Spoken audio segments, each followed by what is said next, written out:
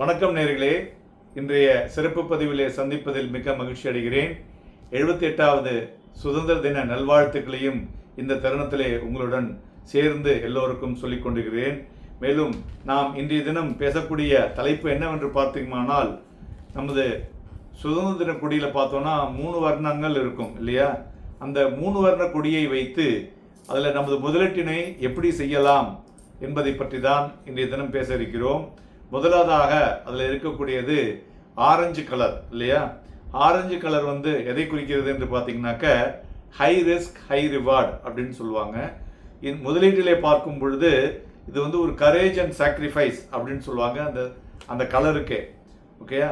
சிம்பாலிக்காக high risk investments பார்த்தோன்னா பொட்டன்ஷியலாக நல்ல ரிட்டர்னை கொடுக்கக்கூடியதாக இருக்கக்கூடும்.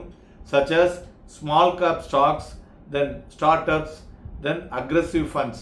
இதெல்லாம் அந்த ஆரஞ்சு கலரை கொடுக்கக்கூடியதாக இருக்கும் என்று எடுத்துக்கொள்ளலாம். அடுத்தது வெள்ளை.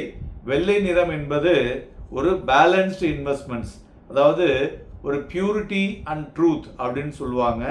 ஸோ இதை என்ன ரெப்ரசன்ட் பண்ணுதுன்னு பார்த்தோம்னாக்க பேலன்ஸ் இன்வெஸ்ட்மெண்ட்ஸில் with moderate risk and stable return, நமக்கு ஒரு எப்பொழுதும் ஒரு நல்ல ரிட்டர்னை கொடுக்கக்கூடியதாக இருக்கக்கூடும் என்று எதிர்பார்க்கலாம். ஸோ இதில் பார்த்தோம்னா லார்ஜ் கேப் ஸ்டாக்ஸ் மற்றும் இண்டெக்ஸ் ஃபண்ட்ஸ், தென் டிவிடெண்ட் பேயிங் கம்பெனிஸ், இதெல்லாம் இந்த துறைகளில் வரும் என்று நாம் எடுத்துக்கொள்ள வேண்டும். மூன்றாவது பச்சை நிறம். பச்சை நிறம் பார்த்தீங்கன்னாக்க லோ ரிஸ்க் என்று சொல்லுவோம். அதாவது லோ ரிஸ்க் இன்வெஸ்ட்மெண்ட், அதாவது growth அண்ட் ஹார்மனி ரெண்டும் சேர்ந்தது தான் பச்சை.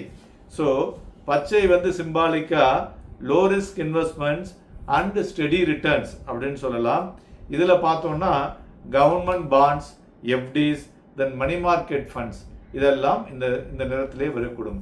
ஸோ நம்மளுடைய அந்த சக்கரம் என்னன்னா எதை குறிக்கிறது என்றால், சந்தைகள் ஒரே மாதிரி இருக்காது. ஒரு ஏற்ற இறக்கங்கள் சந்தைகள் இருந்து கொண்டு இருக்கக்கூடும். அந்த ஏற்ற இறக்கங்களுக்கு தகுந்தாற் போல் உங்களுடைய முதலீடுகளை செய்ய வேண்டும் அப்படிங்கிறது தான் அந்த அசோக சக்கரம் சொல்கிறது.